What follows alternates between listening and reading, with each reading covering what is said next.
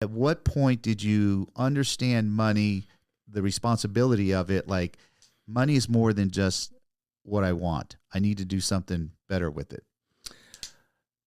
Honestly, I believe it was when I first got my real job at IBM. And when I say my real job, I had all these part-time jobs, summer jobs with IBM.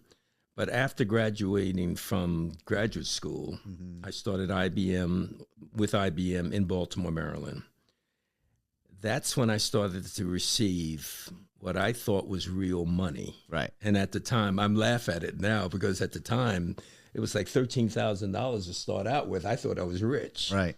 Right. But I knew that I could do more than just the basics at that point. I knew I could start investing at that point. Okay, let's back up. Let's back up because so you went through college, right? College costs money. Did you get degrees or someone paid for this? How did you pay for college? By working. I went to Northeastern University. If you know anything about Northeastern University, it's a co-op school. Okay. In essence, it's the largest in the country. At the time it was, and I believe it still is.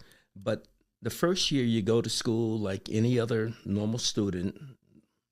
From years 2 through 5, you 3 months in, 3 months out working, 3 months in, 3 months out working, 6 months in, 6 months out working. Okay. That's why it takes 5 years. Okay. So I paid my way through. Plus, through all your odd jobs. Not just my odd jobs, but also the fact that coming from my background, I was able to get all kinds of assistance. Okay. And loans. Okay. Low interest loans, which I gladly took on. Right. All right. They were like 3% loans at the time. Okay. And so I got a lot of loans. I had work-study jobs, and all of that in combination allowed me to get through Northeastern. Okay. And then after Northeastern, my grades were good enough or well enough where at the time they were encouraging African-American students to go to graduate school, and they were giving them full scholarships. I had the grades. So you took advantage of that. I took advantage of that. So I went to the University of Massachusetts on a full scholarship. Nice. They gave me a stipend, which I could pay for my room and board. So I stayed there a complete year. I'd never left. I said, no, I just want to finish this thing up. Right. And I did. And then I went into IBM. So looking back, you grew up, you had your big vision, you're taking action towards it, you're doing any job that you can do because you want to make the extra money for your wants. Yep. You get this education. During the process of getting this education in your field, how much education did you get on money? Very little. So you weren't, I like to say, proactive about understanding more? You just kind of went with the flow? I went with the flow, to be quite honest with you. Right. I never really had an education on money.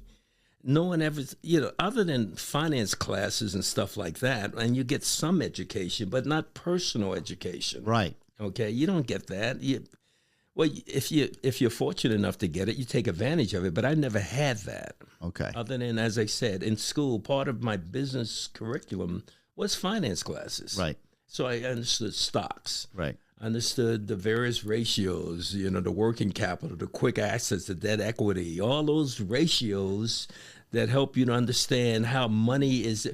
But that was always someone else's money, not my money. Okay. Right? But did you think, well, I should use all of this education that you learned about money and how it's working, aka Wall Street,